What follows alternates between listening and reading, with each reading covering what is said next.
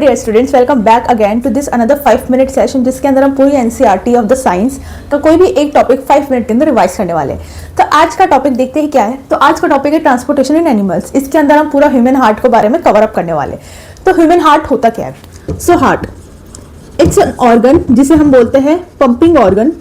इसका work pump करने का काम है, यानी पूरी बॉडी के अंदर कितना ब्लड सप्लाई होना है, कौन कौन से ऑर्गन्स के अंदर सप्लाई होना है, वो सारा उस चीज का ध्यान रखने वाला ऑर्गन है हमारा हार्ट। हार्ट कितना होता है, कैसा होता है, कहाँ होता है, कितना बड़ा होता है। सो हार्ट हमारे एक फिस्ट, यानी अगर हम हमारी मुट्ठी बंद करेंगे तो इतना इस शेप का हमारा हार्ट होता है, जैसा it's a muscular organ of course. और प्रेजेंट कहाँ होता है, ये हमारी ये जो चैम्बर होता है हमारे बॉडी का, जो जिसे हम कहते हैं चेस्ट कैविटी। तो हमारी चेस्ट कैविटी के अंदर हमारा हार्ट प्रेजेंट होता है। तो यहाँ पे लिख सकते हैं chest cavity present, heart is present in chest cavity. Okay, so heart कैसा होता है, कैसा दिखता है। तो एनसीईआरटी में बहुत ही सुंदर सा डायग्राम बना रखा है हार्ट का, वो आपको बिल्कुल रिवाइज करना है, लर्न करना है। सबसे इंपॉर्टेंट डायग्राम है उस पूरे चैप्टर के अंदर, क्योंकि हार्ट के बारे में क्वेश्चंस डेफिनेटली आते हैं। अब हम देख लेते हैं फटाफट से वर्किंग ऑफ हार्ट। अब हम देखने वाले हार्ट की वर्किंग। उससे पहले हम एक चीज और सीखते हैं कि हार्ट के अंदर कितने चैम्बर्स होते हैं। हार्ट इज लाइक एक पूरा घर है, पूरा हार्ट का एक हार्ट नाम का एक घर है, ऐसा इमेजिन करो, जिसके अंदर 4 कमरे बना रखे हमने। लेफ्ट वाली बॉडी के लेफ्ट वाले कमरों को हम कह रहे लेफ्ट ऑरिकल, ऐसे लिख लो, left auricle and left ventricle. और राइट वाले को हम बोल रहे right auricle and right ventricle. अब ये ऑरिकल और वेंट्रिकल क्या है? इट्स ऑरिकल या आर्ट्रिया। ऑरिकल भी कह सकते हैं, आर्ट्रिया भी, यानी 2 कमरे तो इस आर्ट्रिया के हैं और 2 कमरे इस वेंट्रिकल के। अब ये है क्या? ये चैम्बर है। डीऑक्सीजनेटेड और ऑक्सीजनेटेड ब्लड को सेपरेट रखने के लिए इस टाइप के 2 कमरे बनाए गए हैं हमारे हार्ट के अंदर, जो क्या करते हैं हमारी बॉडी के अंदर जितना भी O2 वाला ब्लड और जितना भी CO2 वाला ब्लड, उनको अलग अलग रख सकते हैं, उनकी मिक्सिंग होने से बचाया जा सके।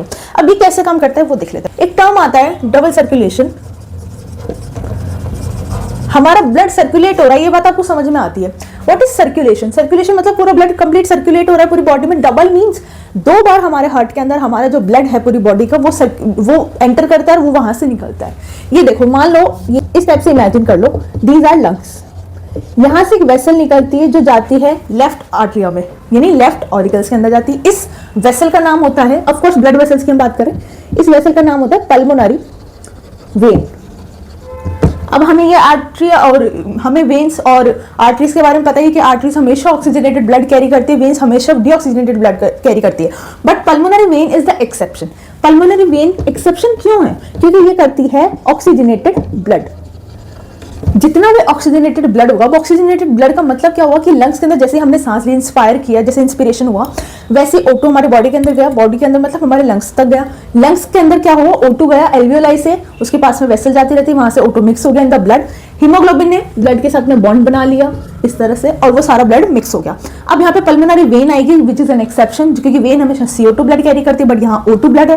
तो O2 ब्लड को ये कैरी करके लेके जा रही है, और कहाँ लेकर आ रही है? लेफ्ट आर्टरिया में। लेफ्ट आर्टरिया में वो ब्लड आपका आ गया। अब यहाँ से ये सारा ब्लड यहाँ से पंप होने के बाद में ये लेफ्ट वेंट्रिकल के अंदर आ गया।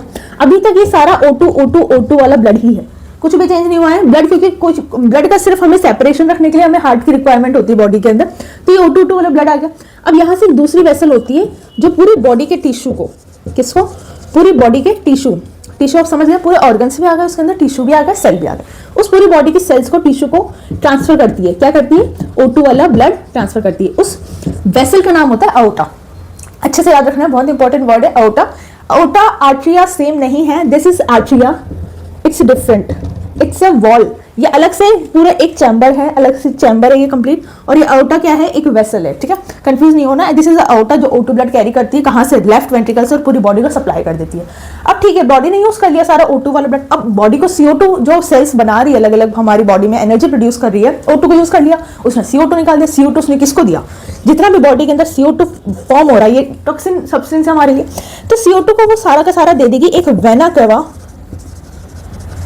केवा नाम की वेसल आएगी, वो बोलेगी ला चल मेरे को दे दे सारा CO2, मैं अपने वाले ब्लड में इसको क्या कर लूंगी? डिजॉल्व कर लूंगी। तो CO2 अगर ब्लड के अंदर मिल जाएगा तो उसको अब हम कह रहे हैं डीऑक्सी ब्लड या डीऑक्सीजनेटेड ब्लड। अब ये वाला सारा ब्लड पहले राइट वेंट्रिकल में नहीं, पहले ये आर्टरिया में आएगा। ये आ गया इधर से सारा, कौन सा वाला ब्लड आया? CO2 वाला ब्लड। ये CO2 वाला ब्लड है, CO2 वाला ब्लड आ गया राइट आर्टरिया में।